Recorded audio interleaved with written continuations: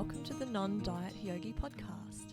This is episode 17, Decolonised Self-Care with Laura Jean. Whether you're an activist, an organiser, a teacher, parent, health practitioner, or just someone who wants to take their self-care beyond jade rollers and poop stools, you're going to get a lot out of this episode. I'm your host, Casey Conroy, non-diet dietitian, naturopath in training, and yoga teacher.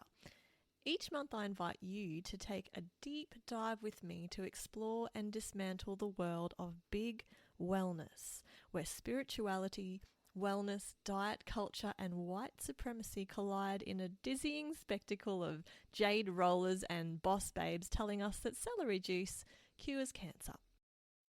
Over the last few years, the term self-care has become quite a buzzword in the wellness and mental health spaces. In critiquing the dark side of wellness, as my guests and I often do on this podcast, I admit that self-care has become somewhat of a trigger term for me, and that it just basically, to me, indicates wellness for wealthy white women, and that, quite frankly, pisses me off and makes me really itchy and uncomfortable. And I don't think I'm alone in this sentiment. For many people, hearing the words self-care, it's the Gwyneth Paltrow approved, jade egg donning, kind of hot yoga frequenting version of self-care that first comes to mind. In 2014, the self-care industry had an estimated value of $10 billion. Now, as we leave 2020, it's boomed to an astronomical $450 billion.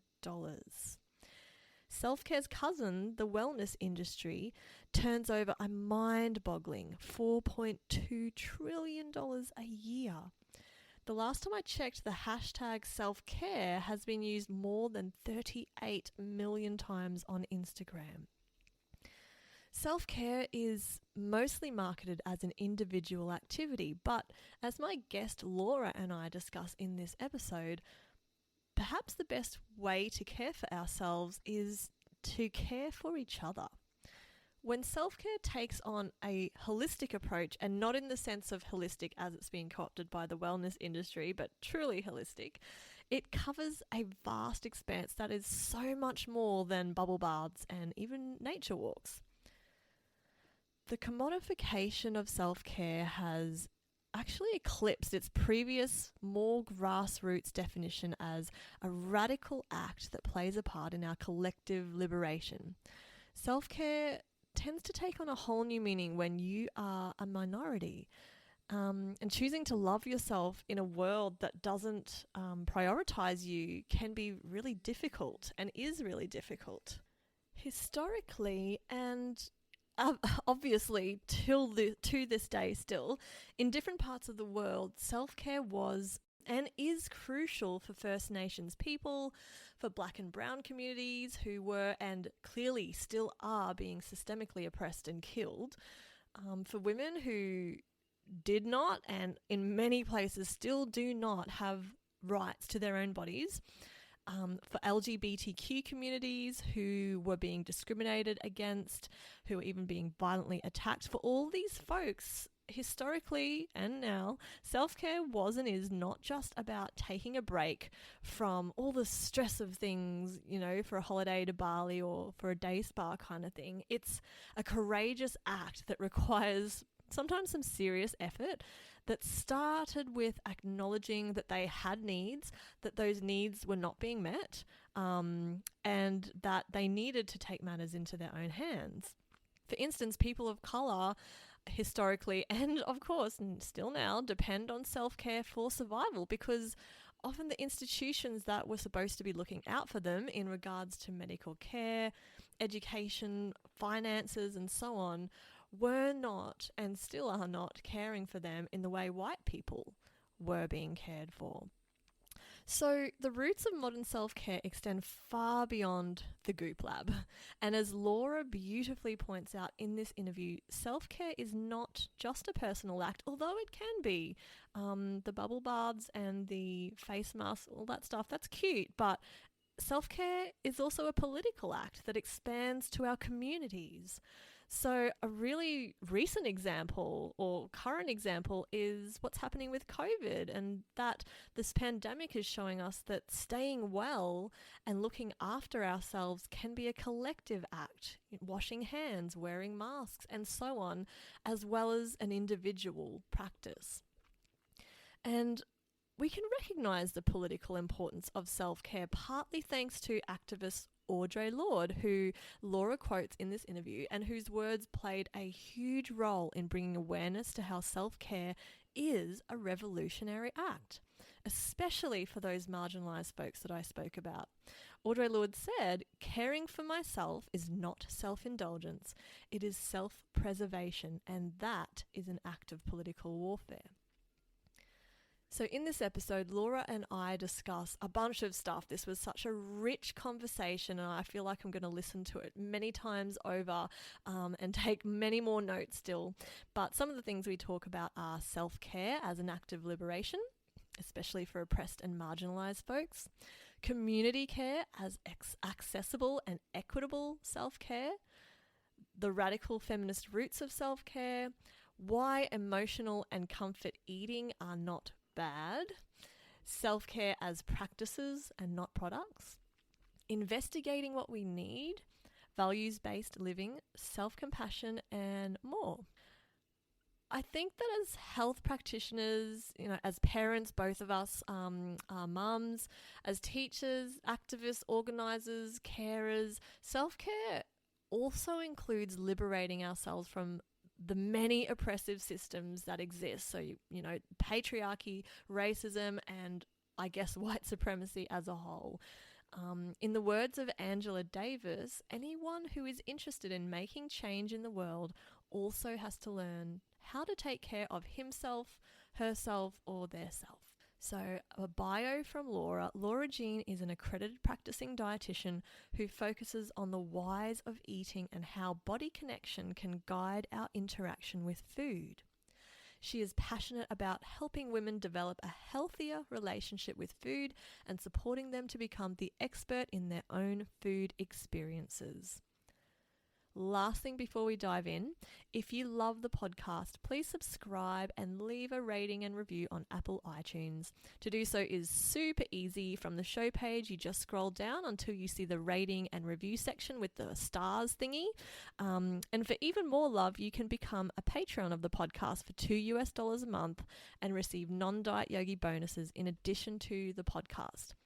Patrons can access a growing library of goodies, including offers, PDF guidebooks, audio, meditation, herbal giveaways, and guest offerings.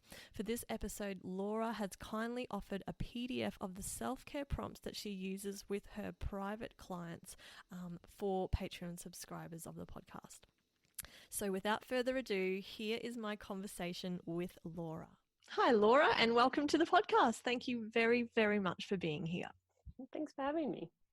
Laura, could you take a few minutes first to just tell the listeners a bit about yourself and specifically what brought you to become a non-diet, health at every size dietitian?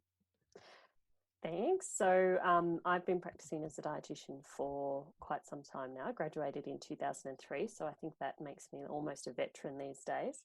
When I see people talking about, I've been practicing for 6 years, I've been here so long. I mean, which is a long time, but then I go, well, yeah, okay. So it's like I'm like the elderly of dietetics sometimes, I feel. Anyway, so I've always had a passion for food and eating, which is how I came to be a dietitian. And so I suppose that really kind of drove my practice as a dietitian from the very start. So as you know, and a lot of dietitians listening, we do have a little history within our profession of people perhaps with challenges around food and their relationship with eating, which can be a draw card for the profession. For me, that was never the case. I've always loved food, loved eating, actually wanted to be a chef for most of my life, and then realized terrible work-life balance. So I was like, no, what else could I do? So anyway, so found dietetics and loved it. And then I sort of started, early on in my career going, so there's sort of like a missing piece here. what's going on. And I really sort of focused in, and I think a lot of dietitians, again, could probably relate into the psychology, you know, like behavior change, motivational interviewing, all of those kind of techniques. Looking at counseling like it's something that I'm not doing, you know, that whole counseling stuff. And then that combined with just, you know, I think naturally when I was using those kind of techniques more, it opened up space to hold space and create space for the clients, the people I was working with, to start sharing their experience more. And that's when I suppose the penny kind of dropped around stuff. It's like, well, actually, maybe a lot of these things, you know, these clients are really working on these goals. They are important. You know, sometimes when you're a dietitian and in our training, we're kind of taught, you know, that maybe it's, you know, it's motivation, it's compliance, it's all these other things. But actually what I realized, no, these are humans with their own stuff going on, and they really want to make changes, but it's not. So it really made me start to think, well, what are we doing and what aren't we doing well? And I suppose listening, so that was one of the first kind of steps towards the non-diet approach for me, was really that creating space beyond just the active listening stuff we get taught in, you know, good communication skills, but actually that creating space for the client to share their story, to share their experience, and for that to kind of guide our practice. So that happened even when I was probably still not as probably still on that kind of more weight-centric path of dietetics. And also early on in my career, I read the book If Not Dieting, Then What by Dr. Korsman, which is an Australian kind of, you know, stalwart. And that was probably my epiphany moment. I loved, and which probably, you know, of course, have gone further now, but his idea of like a healthy, comfortable weight, basically work with your body, fuel your body, work around your relationship with food, and you'll come to a healthy, comfortable weight. Now, again, with my dietetics training hat on, healthy, comfortable weight to me always meant probably smaller than maybe what they're in now.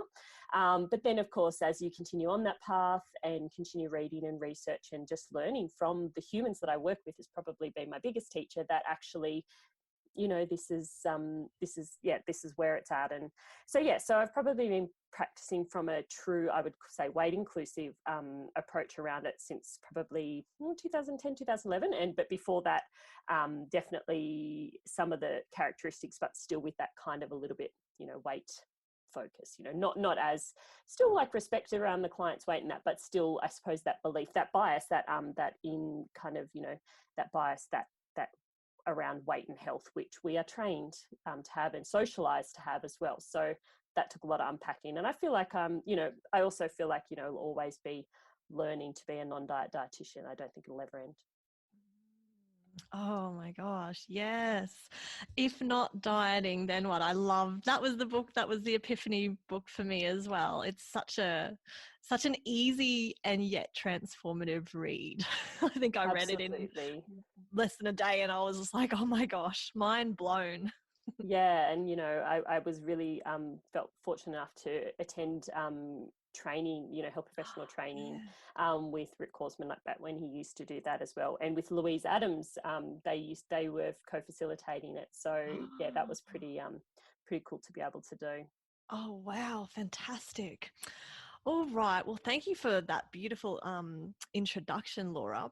So I'm thinking that there's this topic of self-care that I know you're all about, and I'm very, very excited to dive into that today. I've been doing a bit of research, but before we, you know, let's go general to start with. What is self-care to you, and why is it important in, you know, what you do professionally, but I'm guessing also what you do for yourself? Mhm.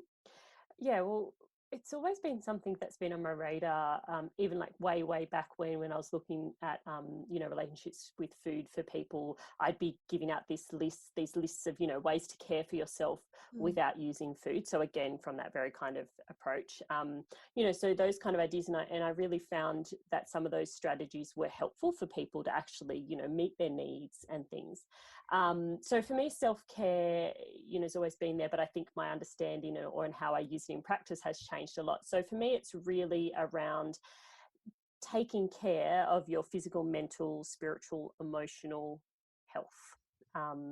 And doing things now, I suppose, in this moment that help you, future you in a way around those areas. So sometimes it's the easy, nice thing. It's doing, it is a nice thing to do. Maybe it is laying down and doing a nice meditation. And sometimes it's a hard thing. So it's something like, or an uncomfortable thing, or something you don't really want to do, or a boring thing. So it's so many things. So it might be booking annual routine, annual health checks, like your pap smears for the women out there.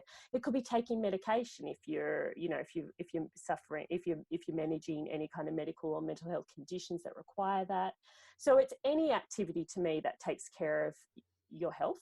And the other part, which we'll dig into a little bit, is which I started to incorporate into my explanation of self-care and also my practice of it, is around acts that not only take care of our health but liberate us as individuals, so that we actually because I think that does take care of our health when we liberate ourselves from the systems or the practices that are oppressing us, whether that's system-based stuff, whether that's family-based stuff, so around attachment kind of theory stuff, around self-parenting, so all kinds of ways that our sense of self and our ability to take care of ourselves and prioritize ourselves have been deprioritized, I suppose. It's actually taking back that power, for want of a better word, or taking back that ownership and liberating ourselves from those systems or those beliefs or those practices, perhaps, or those habits or routines we've gotten into because of our whatever's kind of gone on for us. Oh, wow. That's a big definition, sorry. Yes. I mean, at the basic, it's doing things that take care of all parts of us as a person, our health and well-being. Yeah. It seems to be a very flexible term that can cover nearly any activity that people use to calm and preserve themselves. Yeah, and I think what you're saying there's probably just sorry, cut you off there, but it's less about the activity and more about the intent that we are, coming to the activity with, I think. So some things could be seen as an act of self-care, but at the same time, it could be an act of like something you don't even like to do. So it's more about that intent. Is this something that takes care of me, that nourishes me, that actually helps me meet the needs that I have? Yes. And I love how you acknowledge that that is not always a cute bubble bath kind of thing to do. It's sometimes hard. It's sometimes boring. It's sometimes is kind of, booking your annual checkup or your pap smear or whatever it is. And I really loved that part where you said it's self-liberation, and you mentioned that it can be liberation from habits or routines or even systems, and I'm wondering if you can touch on some of those systems, give some examples of that. Yeah, so if I use my personal experience as opposed to putting words into anyone else's lived experience, so as a generally, I'm a generally very low level oppressed person. Absolutely, I'm white, cis, able-bodied. So my claim to oppression, if you like, or you think, the systems that I often, my personal experience comes through is through feminism and the patriarchy, my own personal experience. So when I look at activities for myself that help me to liberate from that, that is probably where I come at that angle around. So one area might be around my mothering or around being a mother. So I'm mum to 3 small kids, plus run my own business as a dietitian. And so sometimes self-care is challenging some of those systems that tell me these are the things I should be doing to be a good mother. And actually they can be in exact kind of opposite to what I know as my actual needs are in a moment. And so by prioritizing my own needs versus what the cultural kind of programming to be a good mum is that, that's a micro liberation step in my moment in my day. And they build on each other. Absolutely. And so that is, just a very small example of what I would mean by that. Oh, yay. That's music to my ears. Just this morning, I was having a bad parent moment of just like, oh, my 2-year-old is sleeping in the car and I have to drop my 5-year-old off at kindy. And what do? I could wake the kid up and everyone will be more stressed out, or I could quickly just leave her here in a safe, air-conditioned car and drop my kid off. And that feeling of, I'm a terrible parent for doing that was so there. But you're right. I mean, where is that coming from? That's not actually in alignment with what I know would work, even if it's not, the right thing to do. Exactly. So yeah, that comes up so often, and I'm really glad that you brought up the femaleness, because that's obviously we share that. I'm biracial, but I'm half white, and I still have white privilege, and it's great to be able to recognize where our privileges are, and also where we are impacted by those systems that we might need to work to liberate and free ourselves from a little bit. So thank you for sharing that. Absolutely. Yeah. Yeah, and I think that some of that piece that maybe we miss sometimes when we focus, when we're stuck in our privilege without that acknowledgement, is that if we liberate, people who are more marginalized, because the people who are female and have all those other intersections are still challenged by that same thing, but more. But if we focus on what they're marginalized by, how those activities, then that does, eventually that creates more freedom and liberation for us as well, who perhaps hold more privilege. That's right.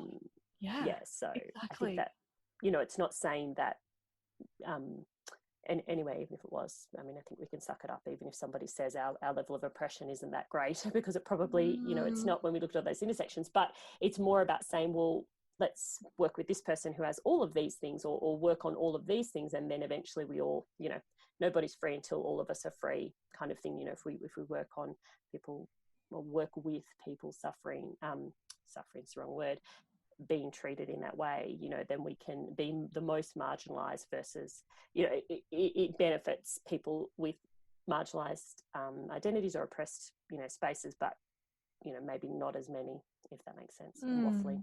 Well, no, I think what you're speaking to is a very deep, much more rich and important version of self-care. At least what I'm hearing, your concept of self-care, it seems very different to what the wellness industry markets to us as self-care.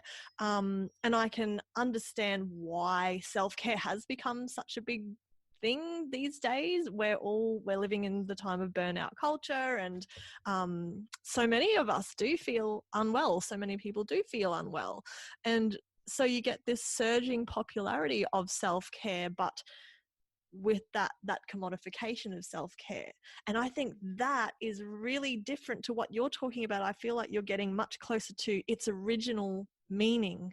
And I just have this sense that it's lost a lot of its depth, and maybe even its effectiveness, when we just think, well, self-care is just bubble baths and candles and that kind of stuff. So I'm wondering if you have any thoughts on how we can distinguish between authentic, meaningful self-care that actually is impactful and positive and beneficial, and differentiate that from the biohacking and the scented candles and cleansers and stuff. All that absolutely good, all that not so good stuff.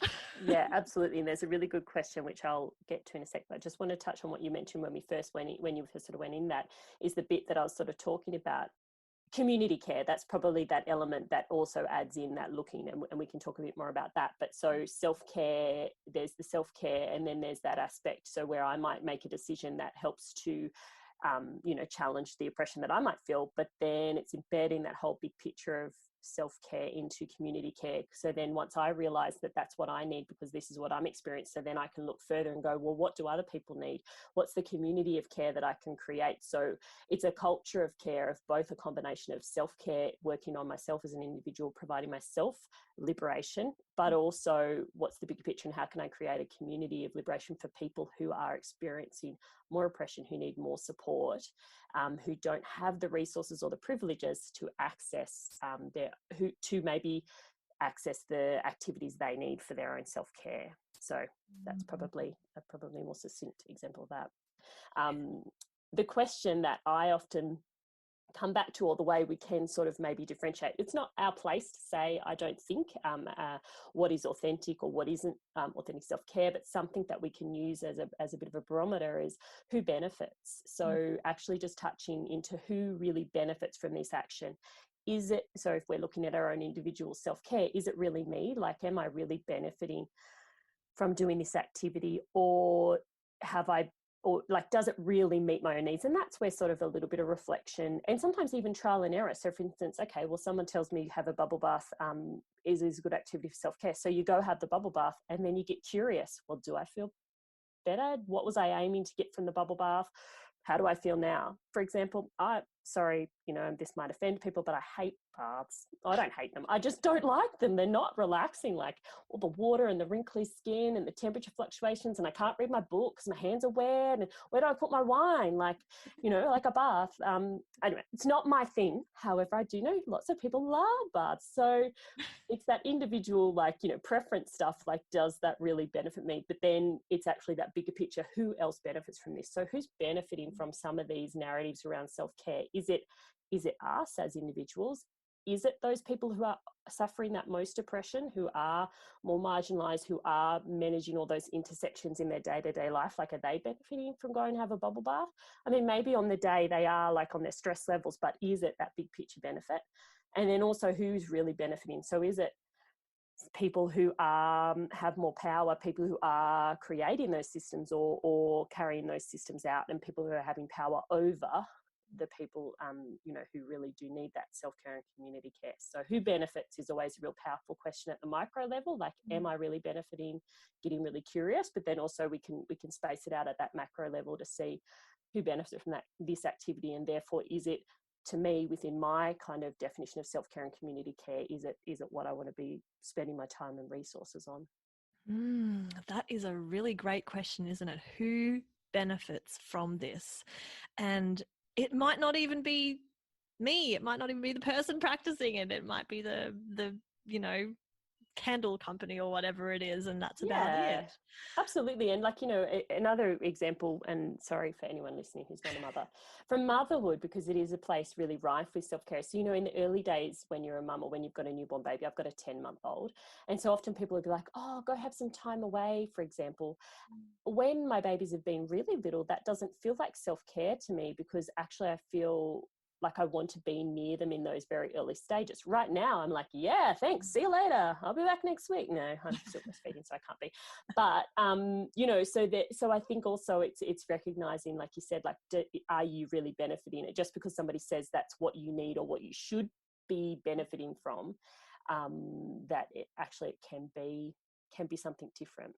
And I think the other piece, and obviously as two dietitians talking about self-care, we haven't touched on, is the role that food can play. Like, food can be self-care. Yes. I think sometimes there's this narrative around self-care that it's not food, and it's all the things that we do. Like I said, my very early days as a dietitian, all those things we do to distract ourselves from doing the eating.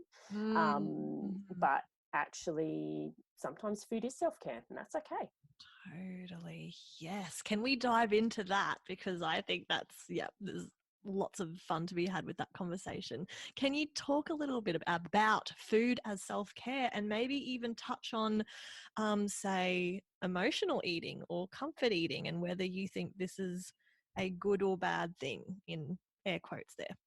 So I think that food can be self-care, absolutely. And I don't think there's anything wrong with emotional eating, or eating when we feel emotions, because of course we're not robots. So we do feel emotions anytime when we're eating.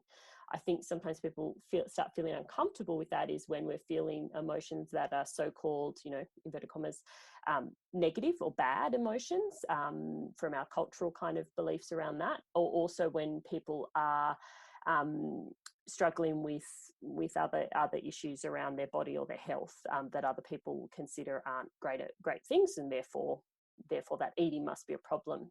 So I think emotional eating, one thing that gets lost around that is that it can be a coping strategy for a lot of people, a way that they've learned to take care of themselves, and perhaps in one of the best ways they knew how, or the only ways they had available to them. And that it actually is a really benign coping tool if we think about what people might use to cope. And that's, I think if we can reframe it in that way, then it provides us an opportunity to then look beyond the eating or the food and actually, well, what's going on? And not as an opportunity to stop it, not as a way to go, well, let's figure out what's going on so we can stop you eating those feelings, in my sarcastic voice, if no one got it. But really, like, well, what's happening here? eating is something that is helping you. There's a role this is playing. Let's get curious, and rather than demonizing the eating, demonizing that, because food, the reason food is such an effective tool for self-care is because it's so connected to us and our well-being and our soothing. And again, sorry, mum reference, but this is more a universal mum reference because you all were babies at one point. We all start out our experience with eating of being nourished and soothed by people, in combination, in concert. So we're not nourished. Our nourishment and our soothing, it's all together. So we're being held, whether you were breastfed or bottle fed, you were being held by a caregiver and fed. So there's that interlinked connection, and it can't be unlinked, and that it shouldn't be. So food will always be more than fuel. Food will always be more than medicine. Sorry, was it Plato or Socrates, whoever said that? Aristotle, one of those big guys. Food is more than medicine. Food is connection. Food is love. Food is culture. Food is a way for us to show love to other people and also to ourselves. Food is soothing. Food is comforting. Food is beautiful. Food is delicious. Food should be enjoyable. Food is so many things. Food connects us to place, to people, to time, to memories. And that's the beauty and richness of what food can be. And so food is care. Food is care for ourselves, and food is care for the very, very basic definition of it is that food nourishes us as human. Like, we don't exist without it. So we're caring for ourselves. It is self-care to take care of our health. If we go back to that idea of self-care being just activities that we do to take care of our health, then eating is a part of self-care, whatever that might look like for the individual. And I suppose the part where we want to unpack sometimes, or where maybe we get a bit more curious, is around, for that individual, what does feel nourishing for them around their activities and actions with food and their relationship with food, and what doesn't. So while I can say emotional eating is not a problem, as far as like I wouldn't look at it and go, we need to stop it, what I would do with a client, or what I would want to do, is to get curious with them around how that feels for them. Do they feel nourished or not? And why not, really get curious, because sometimes when people are in that place of eating with as a coping tool, which was a very valid tool, sometimes then it doesn't serve them always. It doesn't feel nourishing for them always. And again, it's not something that's bad or that we have to get rid of, but we can get curious and we can look at, do they really feel nourished by that? And if they don't, then what are ways we can work with that, and how can we look at what the need might be, underneath that's not being met, or maybe it's more their thoughts around it, maybe it's more self-compassion that they need to bring to that emotional eating experience. So it's the guilt and the inner critic that takes away the soothing aspect. So perhaps the emotional eating is quite nourishing, but it's the way they think about themselves and label and judge themselves when they do it that takes away that nourishing aspect. So yeah, very individual. It is. Oh wow, there's such a treasure trove of topics that you just brought to the surface. I love how you ask another really key question here, which is, what else feels nourishing? We don't want to make emotional eating or using food as a comfort or a soothing mechanism as a bad thing, because it's not. It's just food. But maybe if the person is experiencing anxiety or getting really it's concerning to them that food is their only coping mechanism, then thinking about, okay, well, what could we add to the tool belt, rather than, okay, well, that's bad, let's take it away. So I really like how you acknowledge that. Thank you for that.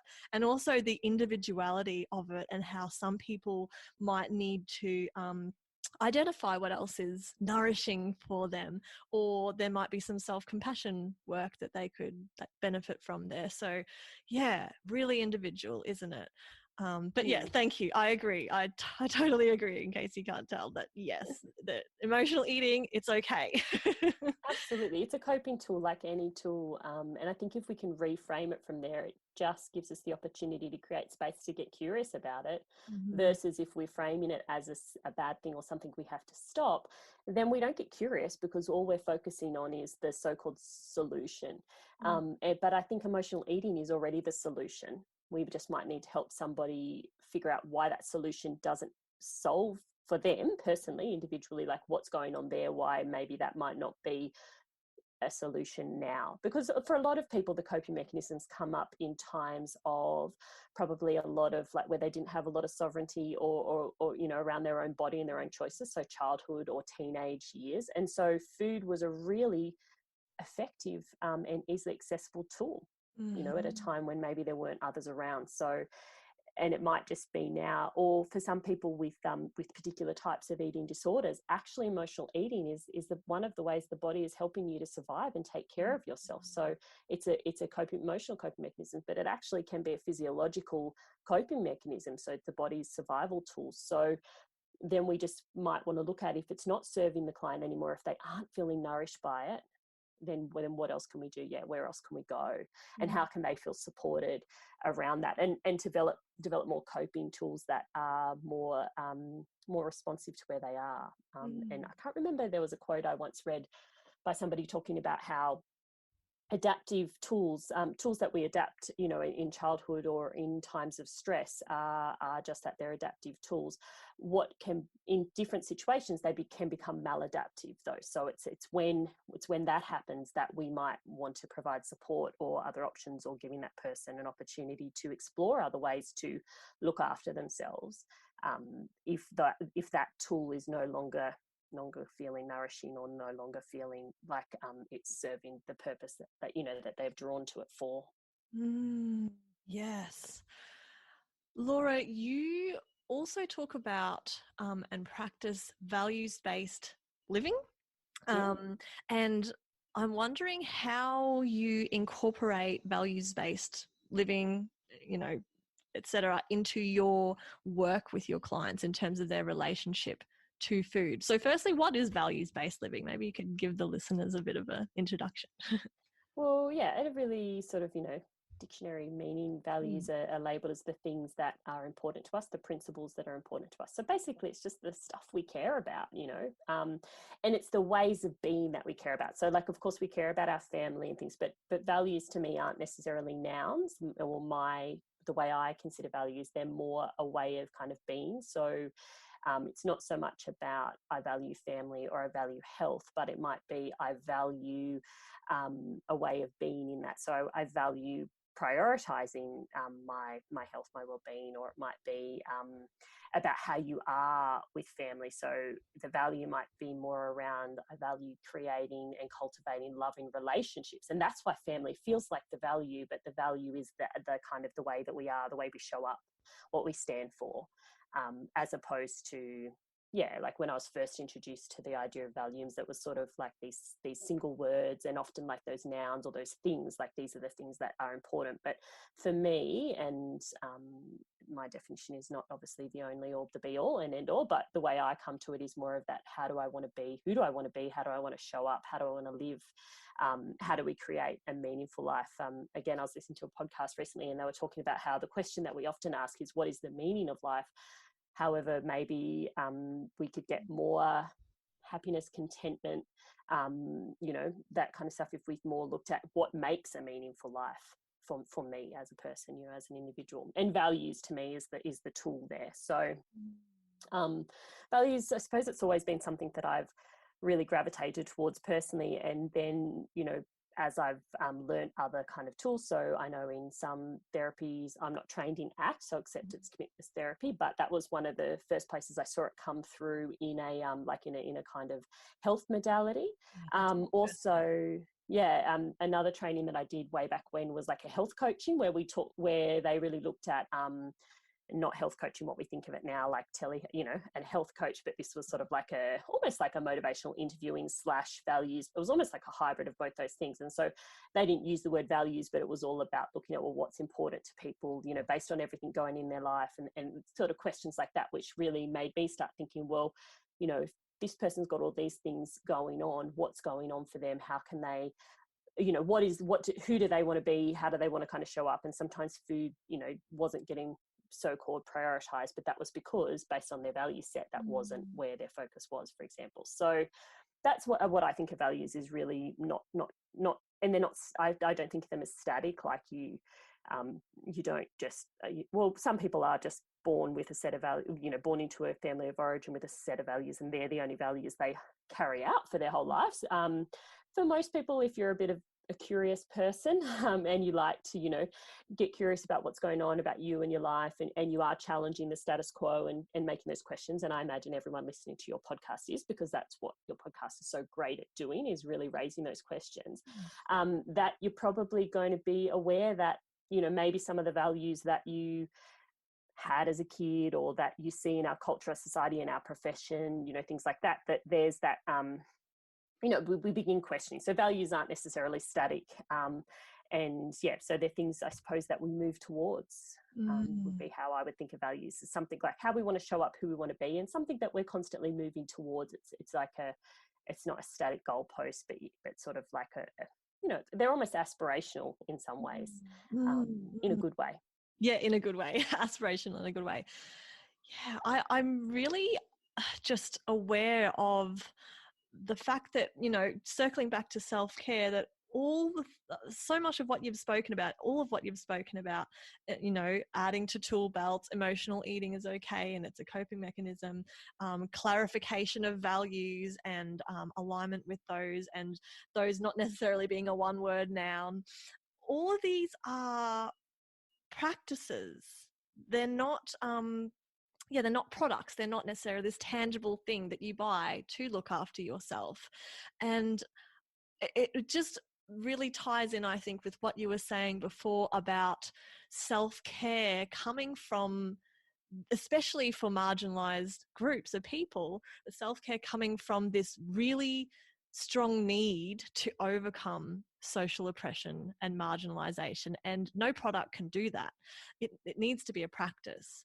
And everything that you've been talking about so far have been these really wonderful practices, even the self-compassion piece as well. Self-care as community care, I think that's a really big thing. And I know it's circling back a little bit, Laura, but I'm wondering if you could share with us a little bit about what you know of self-care as community care and the origins of that historically. Maybe you could let people know about that, because I think there's a really interesting story around the roots and the radical kind of roots of self-care. Yeah, absolutely. And I did a little bit of reading, preparation to chat about this to you today, a little bit as well, just so because as a dietitian, recovering perfectionist dietitian over here, I don't want to say the inverted commas wrong thing, be misquoted. No, but my level of, I'm open, basically I'll kind of let you know my understanding, but I'm also open to incorporate other people's information and research, because, it's not exhaustive. So my understanding, like, self-care has had different meanings. Those Greek guys were talking about it back in the day. But probably it wasn't until the mid 20th century that it kind of came close to what we now consider self-care. So it started, I think, from my reading, got kind of brought into the healthcare system in the mid sort of 50s, roughly, when they were looking at institutionalized individuals, so people with mental health challenges or elderly who were in institutions. So it was ways to, I suppose, in their eyes,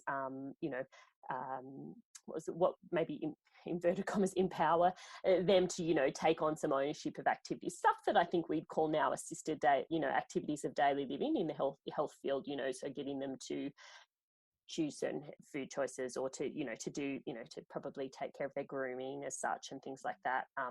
So things that they could do to take care of themselves. And then it was kind of used looking at probably the first hint of how we use it now around, but again, still that really individualized look at self-care as far as take care of yourself before you can take care of others. So there was a bit of research done in that mid 20th century around self-care in people like first responders and high stress, high trauma experiencing environment. So basically, I think it came out of, well, these people over here are coping better with the fact that they're always managing and interacting with these people with trauma. Like, what have they got that they don't got, kind of thing. So, and what came out of that is practices of self-care, so practices of things that were they looked after, they were taking care of themselves, and probably again that definition of activities that they were doing to take care of their physical, mental, emotional well-being while supporting other people. So that was probably the first look at it, but looking at it more as a resilience tool than an actual, you know,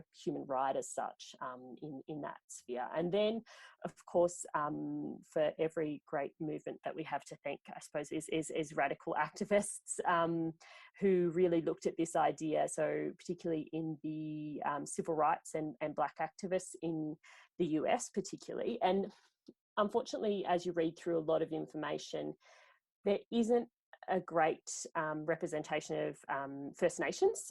So in Australia, it'd be, and I imagine there would be amazing stories of First Nations, of the concept, what we consider self-care, you know, our current westernised version. And, you know, I'd love any recommendations any listeners might have, or readings, or again, I suppose the other thing there too is because we have a prioritisation, not a prioritisation, you know, we're looking for things in the written word for a lot of First Nations culture and experiences and practices that's more within their own culture and spoken.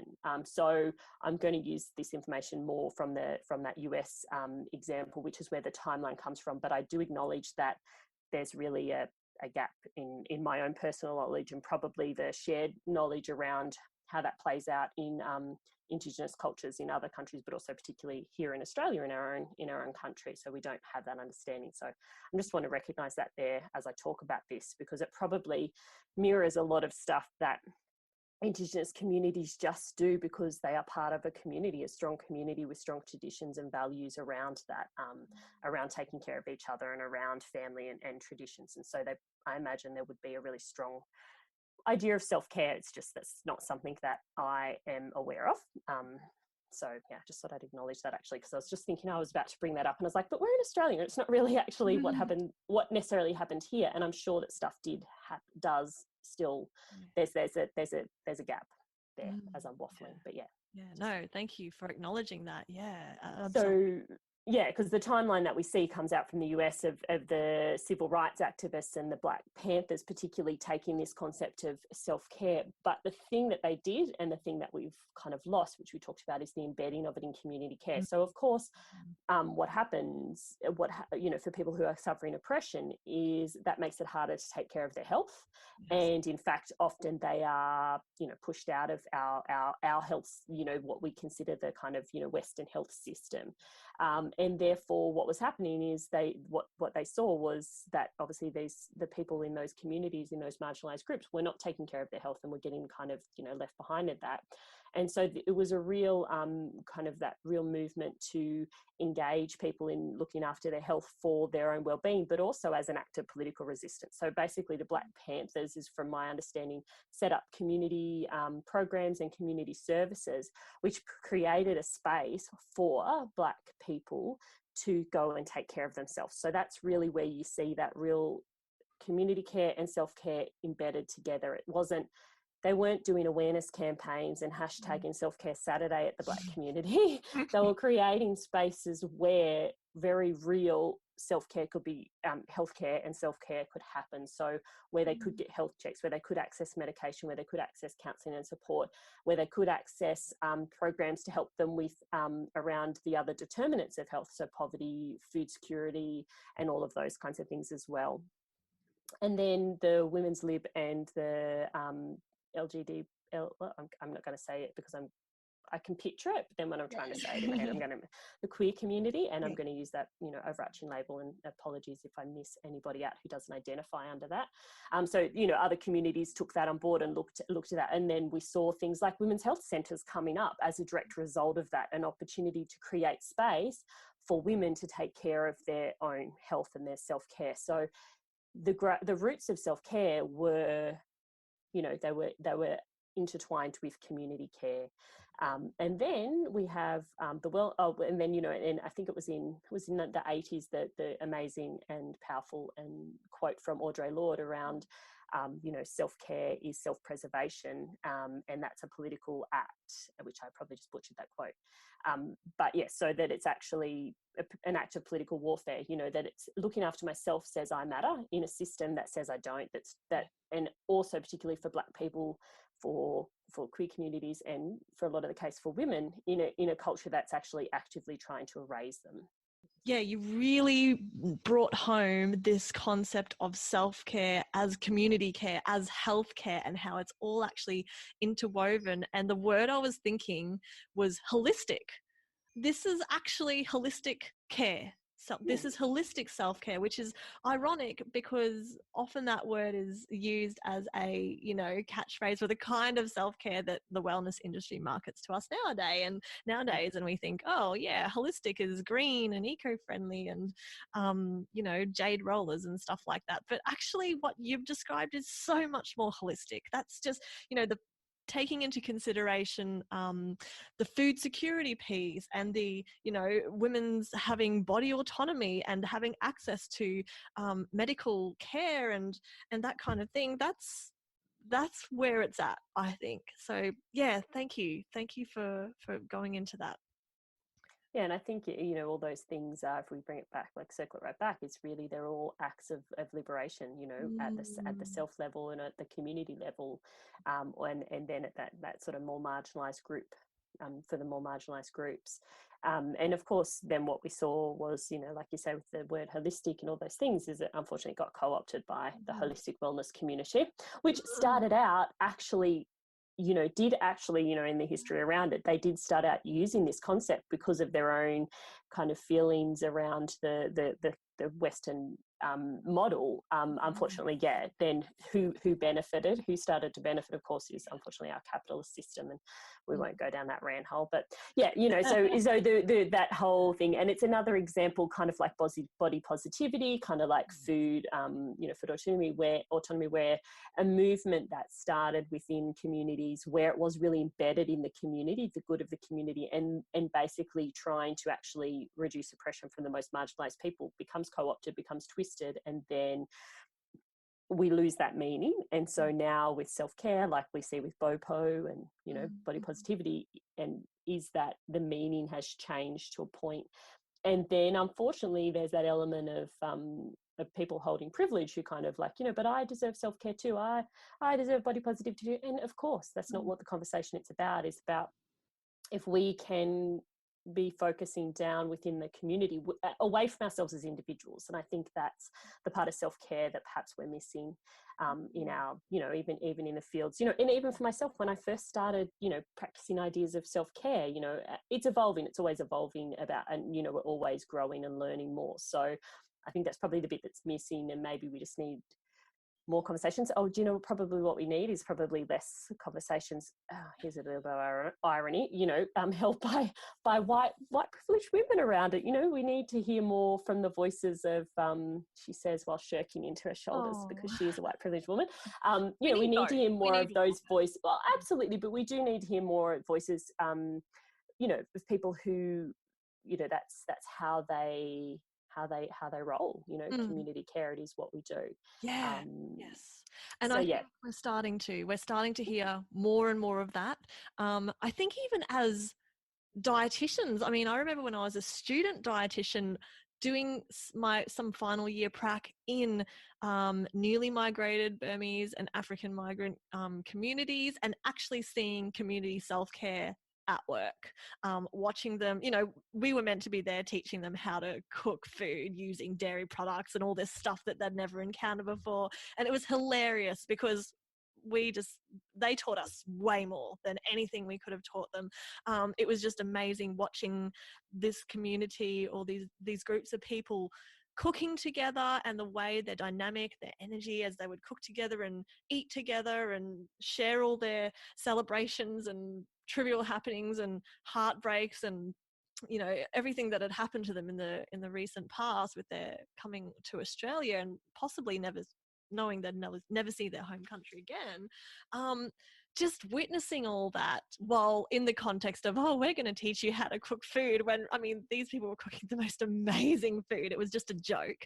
But I think we're starting, not only as dietitians, but as more privileged people, depending on what intersectional lines you're lying on, we are starting to see more of this stuff and hopefully get a sense of what is healthcare? What is self-care? What is community care? Where do all of these cross? Where do all of these merge? And I feel really privileged I got to have that time with those communities and just being with those people and feeling, it was more a feeling than anything, what community care can be. Because even though my mum, for instance, she's Chinese, she grew up in Malaysia, and I did see a lot of that when I would go back to Malaysia as a child and then as an adult. That's not something that I feel I see. I can speak for myself. That's not something I saw much growing up.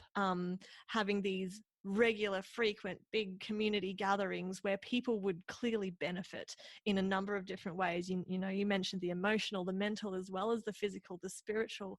Those benefits were there for the taking in these settings. And in our culture and in our time in our country, it just doesn't seem to be the mode, you know. No, I think, and I think there's a lot of benefit there, which you experience, where if we can for a moment take off our sort of self-appointed or, you know, professional appointed hats as experts, as the expert, and actually recognizing that we have expertise in nutrition, but people and communities are the experts in themselves, and yeah, more of that opportunity, I suppose, to create space and listening, and create space where those two things can come together, where people and communities can come in, can have a space to be able to take care of their health, whatever that might look like. And where we're required or where we're needed is to, where we are, you know, we can add in, we can sprinkle in our little bit of glittery expertise, you know, just expertise when it's needed. But mostly I think the biggest power, and I think a lot of non-diet dietitians recognize this, because what we kind of do is, the biggest power is in creating the space for the person or the community to take care of their own health. And I suppose that's you know, full circle moment back to that self-care concept, is that's really what it can be, is if we can create the space, if we can remove that kind of paternalistic supremacy based culture that we have around health and wellness, and really more look at it from that, and what I suppose the what I kind of envisage around, if we're thinking about community care and self-care, is a culture of care.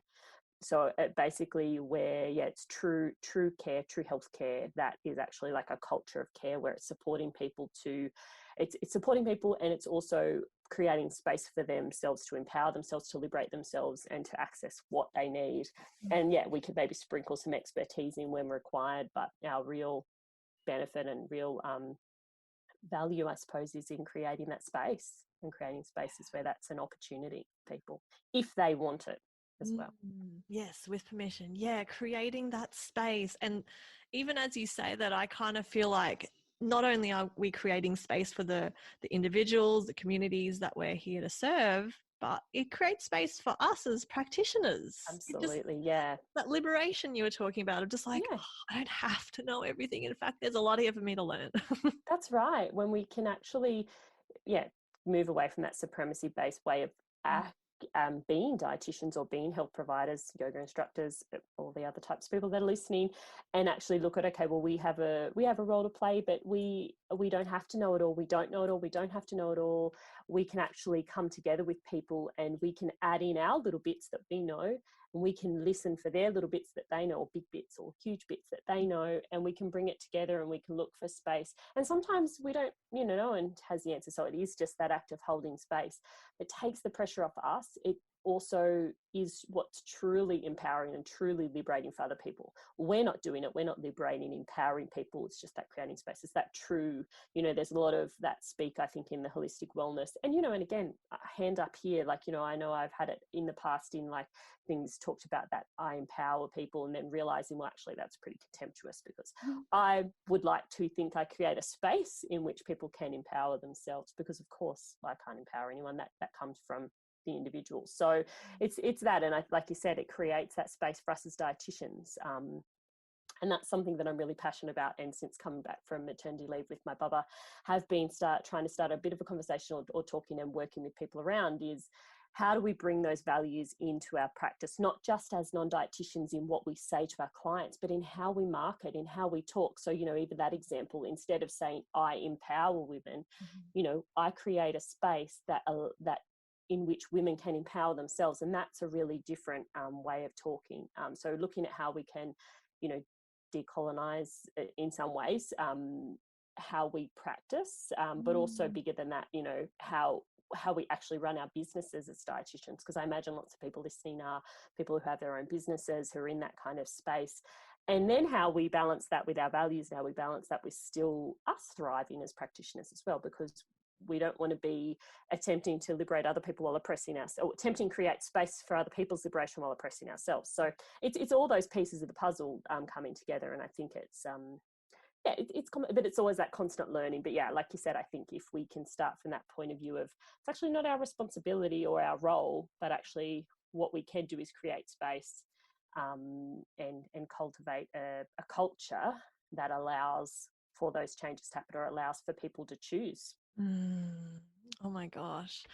Laura, this has been such a rich conversation. I've been trying to think of what to call this podcast episode. I'm just like, I don't want to scare people off by putting self-care as the first word, because I don't know about others, but personally, when I read that, I'm just like, oh, is it going to be just white woman self-care stuff that they're talking about? But what you've spoken about today is such a deep dive into the richness of what the original meaning of this term is, and what it could be, and what it is in the context of community care. So yeah, you've left me with a lot to think about. Laura, before we finish up, I'm just wondering, is there anything else that you wanted to leave on the table as a kind of final thought for people, or anything that you haven't said that you want to make sure gets out there? There's so many things that, you know, I can say. No, I'm just going to shut myself up. No, I think that, you know, that conversation has raised things, you know, raised some points, and yeah, hopefully it just plants a seed, gets people curious, because that's you know, if we can bring anything to our practice as health professionals or health practitioners, it's curiosity and openness to be curious and get curious at us, with ourselves and with the people that we work with. Yeah, it's so much more fun that way anyway.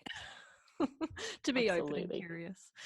Laura, would you like to tell the listeners about any work that anything you're currently working on at the moment, and where people can find you?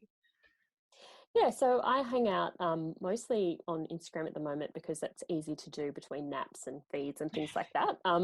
So I talk a little bit over at Eat with Awareness around, you know, our relationship with food. So that's probably more focused at people who are trying to cultivate their own personal change in their relationship with food and self-care and self-compassion. But then also at Dietitian Values, I'm talking about that. Values as a dietitian and as health practitioners, really, and really just starting a conversation there around, yeah, how do we be less oppressive, more trauma informed in how we operate our businesses. So not just, you know, I think a lot of dietitians and health practitioners have started that in how they practice. So when they're working with clients one-on-one, how do we run businesses that align with those values, and that, you know, don't, if we're trying to, you know, that can kind of, that are anti-oppressive, basically. Oh gosh, yeah, wow, there's so much. I can tell that there's so much more in that, and I've checked out some of your blog posts, and yeah, they're just fantastic. You write really beautifully and really succinctly, and yeah, I highly recommend people go over and check out what you're doing. Thank you so much. Thank you, Laura. Thanks for having me, and thanks for tolerating my waffling and circulatory point making. I get there eventually. You're speaking to the queen of circulatory, circular speaking, so all good. Very much appreciated. Thank you. Thanks. Thank you for being here and for straddling the tricky edges of yoga land and diet culture with me. I hope this podcast encourages you to compassionately and continuously question the ways that contemporary yoga is unfolding and interacting with other big forces in the world, to develop a discerning mind and open heart, and to skillfully dodge the diet BS that often comes along with studio culture. Like you, I'm eager to keep learning and sharing, and I put all relevant links in the show notes. You can find my blog, online nutrition counselling services, and lots more at funkyforest.com.au. While you're there, make sure to download my free ebook, A Modern Yogi's BS-free Guide to Wellbeing. It's a light-hearted, easy read with my top 6 tips on dodging diet culture crap in the yoga world, whilst creating sustainable and balanced health from the inside out. If you love the podcast, please consider supporting my work at patreon.com/non-diet-yogi. There are some pretty rad rewards there, such as exclusive content, discount codes, giveaways, and the ability to chat with me. As more episodes roll out, I'll be adding even more fun bonuses, such as my non-diet yogi cookbook and mini courses. You can access most of the goodies at the lowest level, which is just $2 US a month, or around $2.90 Australian dollars. Like most mamas, I'm ridiculously busy parenting, working, studying, and all the rest. I've recorded a bunch of episodes, and some of these have required 5 separate takes just to get a whole episode done, as I need to wake up before my little ones to do it, and they get up very early. So I'm crossing my fingers that the Patreon will give me the financial capacity to keep doing this. Another way to support is to head over to iTunes and subscribe and review the podcast. That would be so awesome. Thank you. The in and outro song is Evening Glow by John Anderson. Thank you so much for being here. Until next time.